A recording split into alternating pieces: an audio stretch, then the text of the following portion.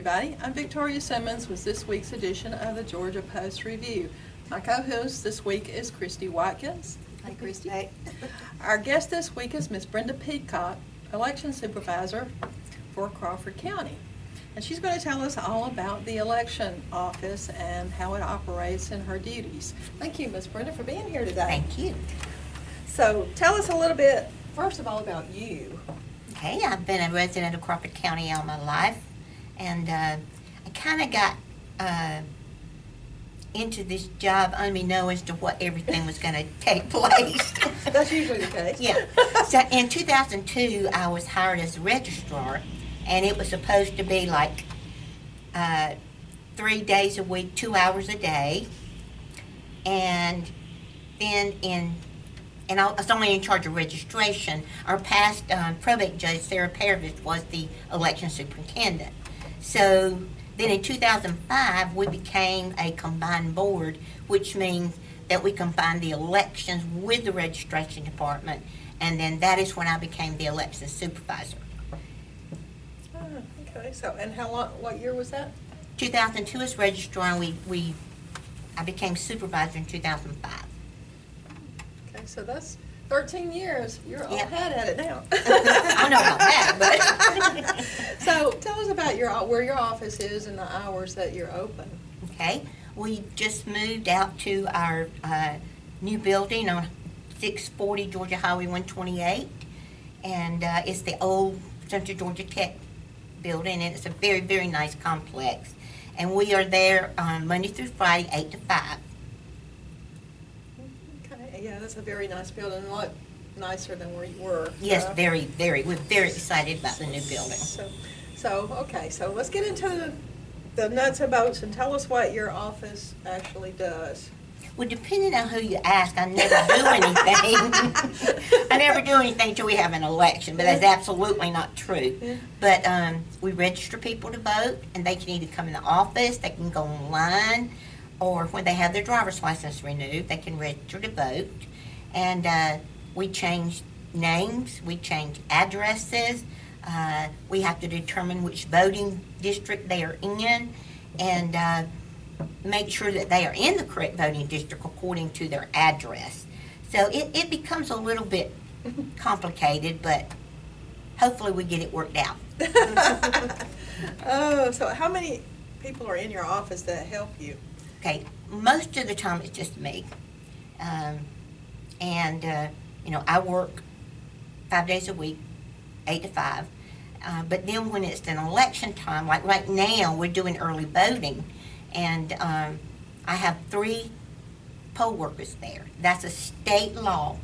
In any voting precinct, the least number of people you can have is 3. Okay, well, so how do you get to be a poll worker? Some people have been poll workers in Crawford County since before my time. So we don't have a very big turnover. And so most of the time it's word of mouth. And I have some of the best poll workers in the state of Georgia. And they are paid approximately $15 on election day. And it's less for early voting. But they have to be at the polls by 6 o'clock. One of my pet things to say during poll worker training is if you call me on election day, be sure you're at the funeral home. So, now that's very, very important that they have to be there at 6 o'clock. Most of them get there a little before then, but the latest is 6 o'clock. Polls don't close till 7, depending on how long it takes them to tally up everything. It could be 8, 9 o'clock before they get out, so that's a very long day. On a big election, how many poll workers do you have to have? See, that's that word big. Yeah. Yeah. We have approximately 20 to 25 poll workers in each precinct. We have 6 voting locations, and like I said, they have to have at least 3. When it's a primary or a larger number of candidates on the ballot, we can have 4 in each precinct, but normally we try to go with 3 to save the county money, and that takes care of it. They gives everybody a job, and they don't leave to go to lunch or anything, so it works out very well. Okay, so you talked about precincts and districts, and you said there's 6.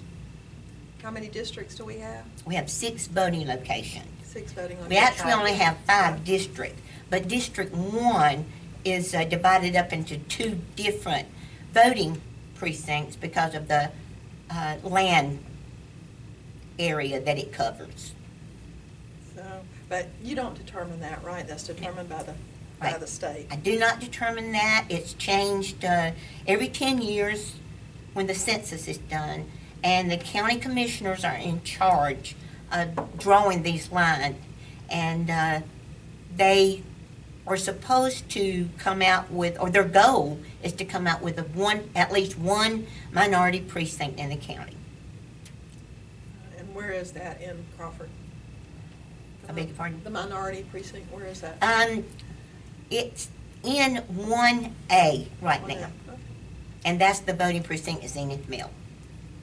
Okay, so what's the most number of elections you've had to have in 1 year? The most has been 3, because like this year we'll have 3. We have the primary in March. We're going to have a runoff for that election on July 24th, and then we'll have whoever wins those spots will go to the November election. So is there some kind of election every year? I mean, you have an election every year of some kind? We have just taken over the city election, so now we will have one because the our commissioners and school board members run. They don't all run at the same time, but some run in an election in a presidential year, and others run in a gubernatorial year.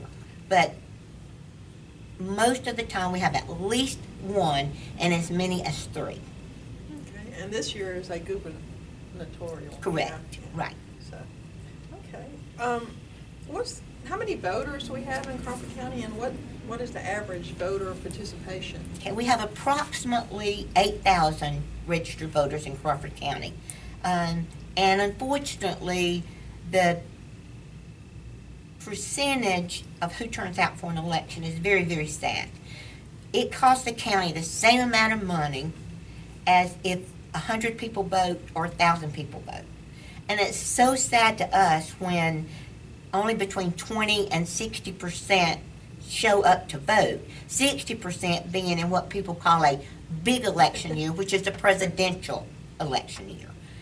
But like I said, it just costs the same amount of money, so we try to urge people to get out and vote. My little motto is, if you don't vote, you don't need to complain. That's the truth. About how much is that cost the county? Anywhere between $10,000 and $12,000. And that's per each election? That's correct. Oh, wow. Okay, so if people don't vote, they're also hurting the county. Exactly, right. In more ways than one. Yes, because like I said, it costs the same amount no matter how many people turn out to vote. So it's going to cost the county, and it's your tax dollars that's paying for this. So you need to get out and exercise your right to vote. And it is a right. And It is. It's a privilege. Correct. It is a privilege to be able to vote. And a lot of people say, well, one vote doesn't matter. I beg to differ. We had an election a couple elections ago where the race was decided by one vote. One vote. And so don't tell me that one vote doesn't matter. Tell those 2 candidates. Yeah. Tell the losing candidate in that day. But it's very important to get out and vote. Yeah, Well, sure. and then when you say, when a person says, well, my vote doesn't count, well, if 100 people say that, then there's 100 votes. Exactly. Exactly. Exactly. Yeah, why do you have an opinion as to why you think people don't vote? Well, it goes back to what we were joking about just a few minutes ago.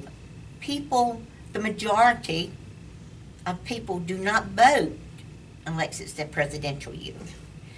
They don't understand that, we got to start down here to see who goes to over here.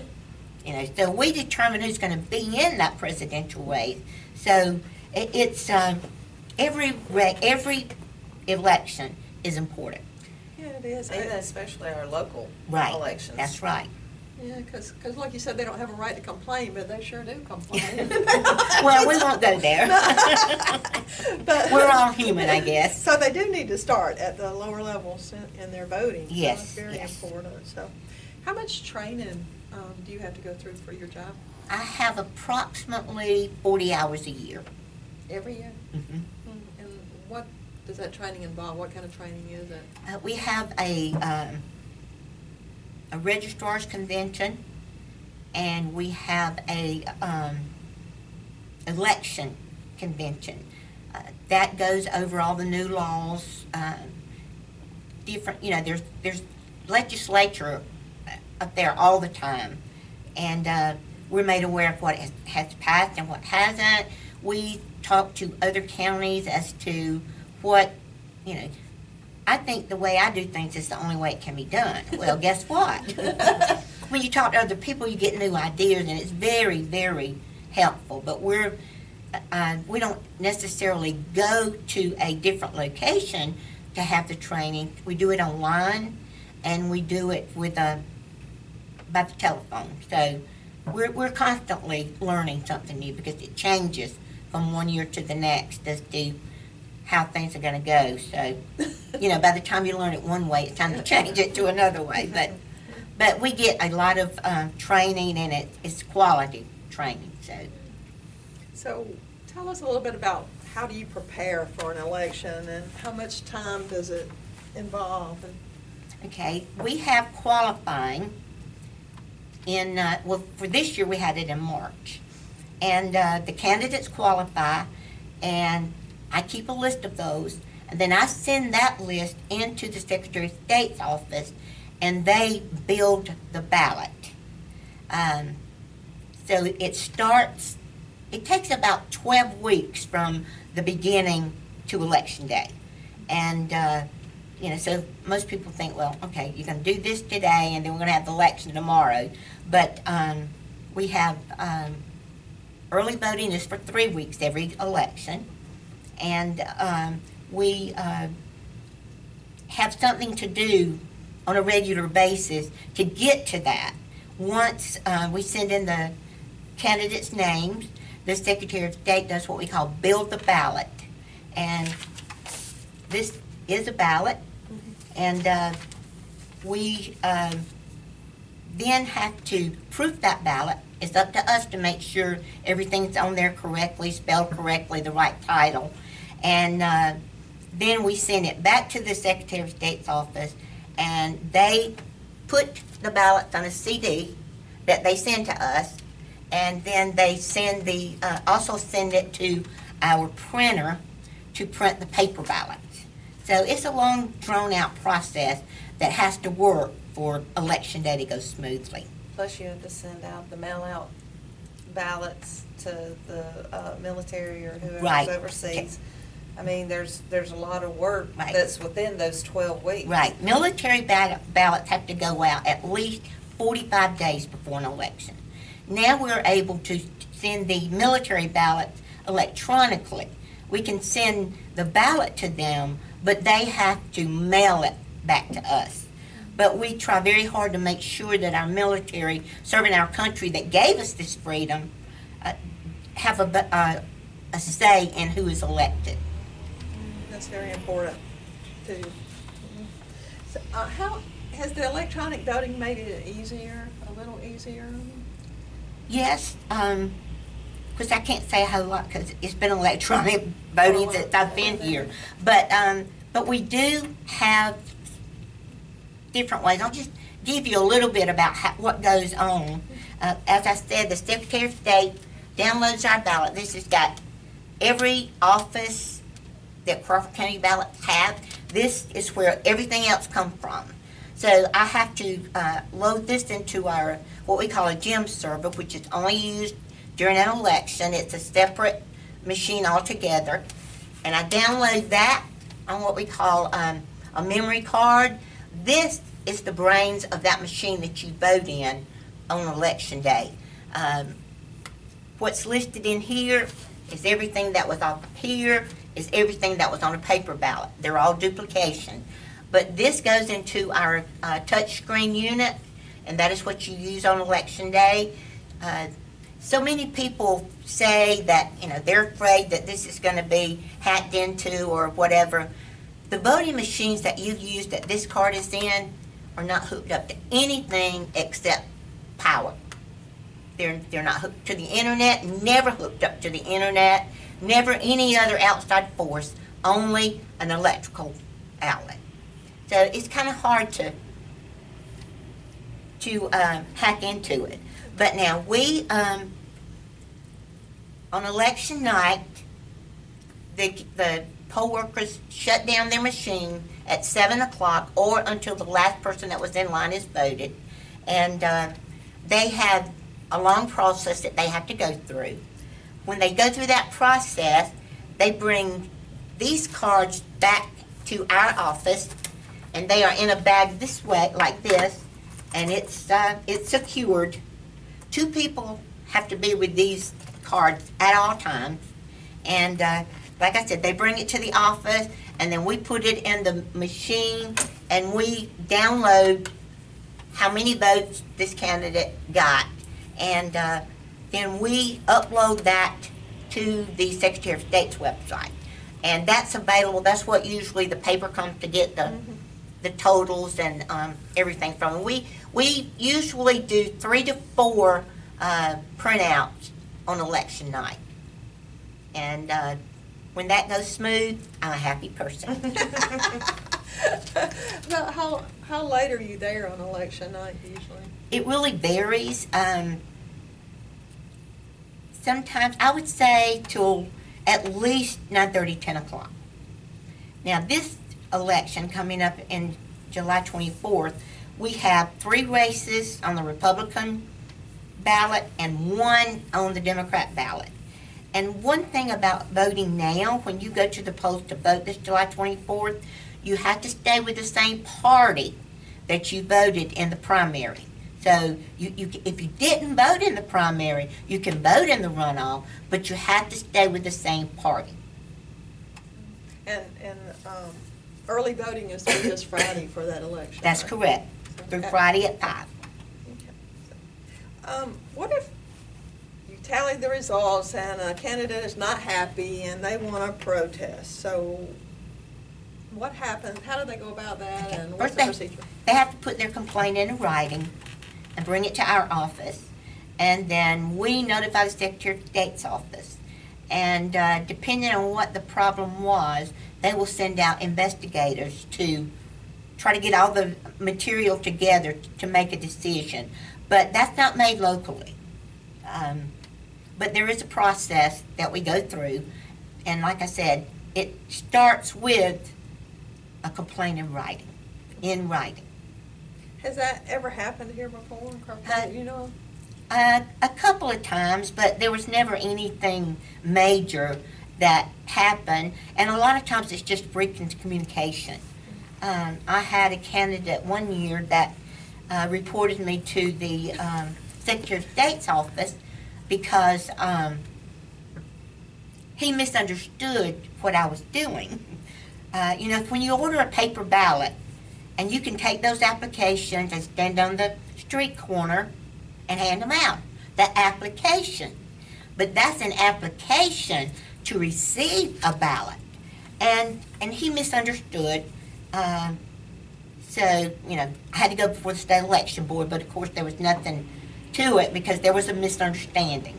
But it's real easy to misunderstand when some things are just kind of borderline, but it all came out all right, so that's what counted.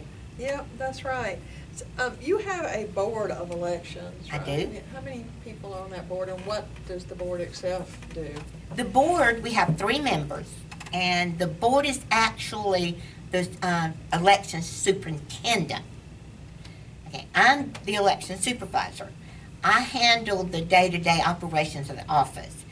The board, we meet once a month, and they must be available from 7 to 7 at least on election day, and they just kind of make sure everything goes the way it should and all rules are followed, and and they have an important job as well. And that, Mr. Frank Holmes is one of those, right? He was Oh. until he resigned to run for office. Okay, so who are the Okay. three? The chairperson is Linda Stokes, vice chair is Edgar Baker, and our newest member that replaced Mr. Frank Holmes is Patricia Jackson. It sounds like you're busy in your office, huh?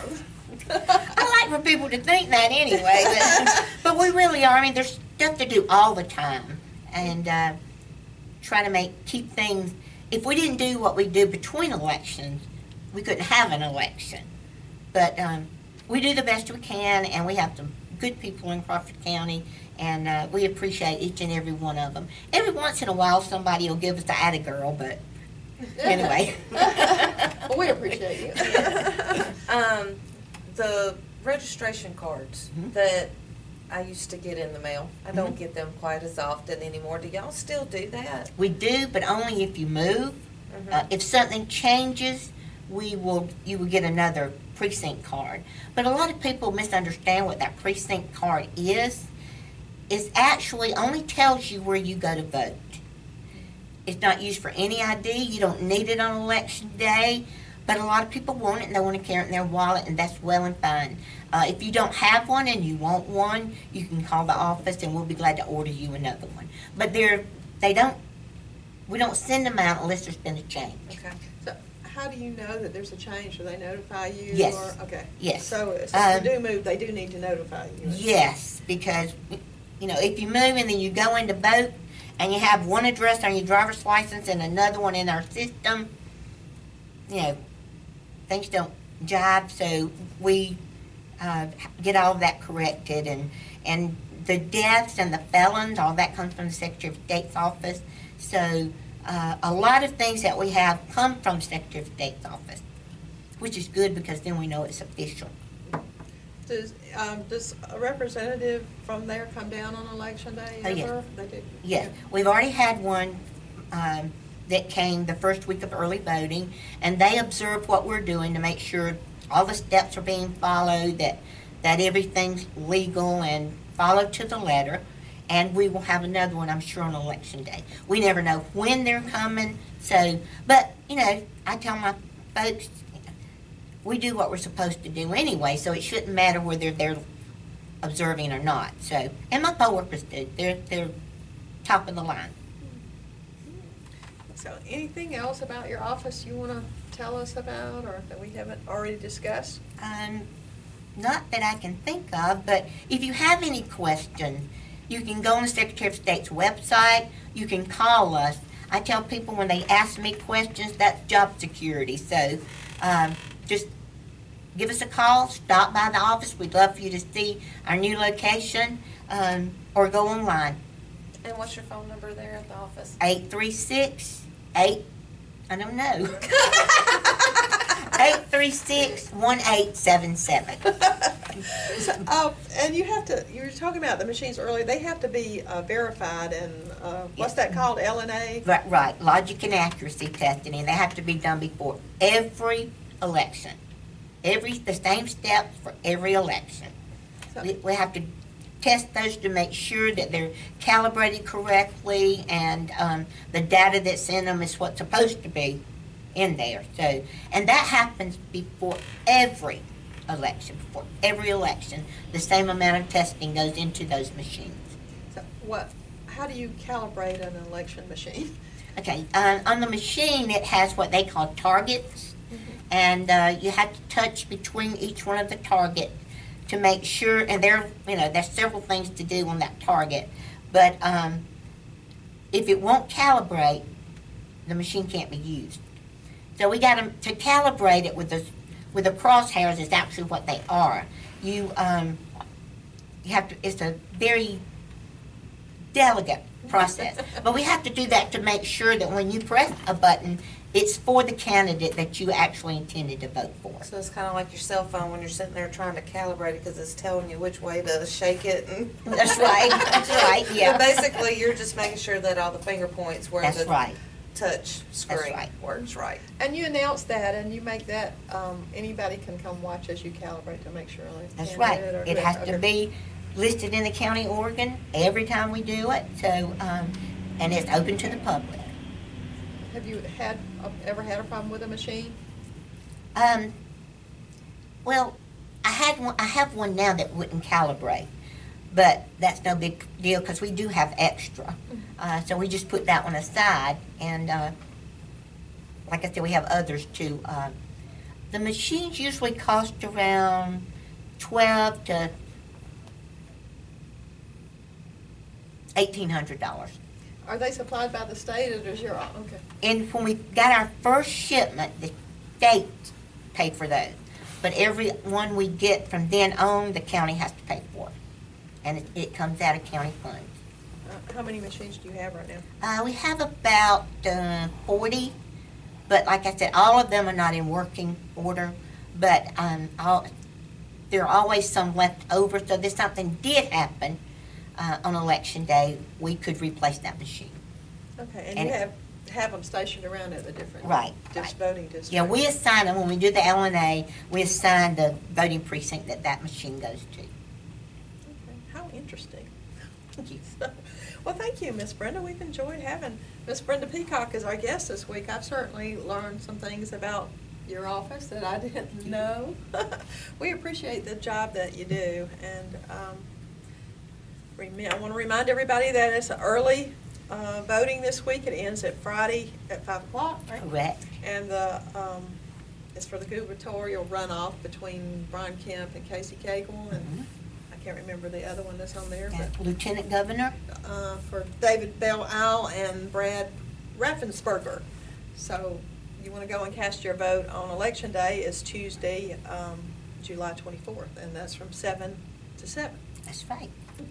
All right, well, thank you, and thank you, Christy. Thank you. Anything else I always like for people to know what's going on, so Just thank get y'all out for and having me. vote. Yeah, just Yeah, get out please, and vote. go vote. Yeah, it's important to your county, it's important to Miss Brenda, it's important to us, because, and you need to be informed when you, before you cast that ballot, you need to know what you're voting for, who you're voting for, and why you're voting for them, not just helter-skelter. That happens a lot. People don't really do their research on Just remember, it's your taxpayer dollars that, goes into every election. So an election day is Tuesday the 24th for this primary runoff. So get out there and vote. Well, thank you, Miss Brenda. Thank you. And hope that this election goes well for you. Thank you. So far, so good. Well, that wraps up this week's edition of the Georgia Post Review, and our guest has been Miss Brenda Peacock. And we want to encourage you to get a paper this week if you're not a subscriber, so you can keep up with your local community. Thanks for watching, and we'll see you next week.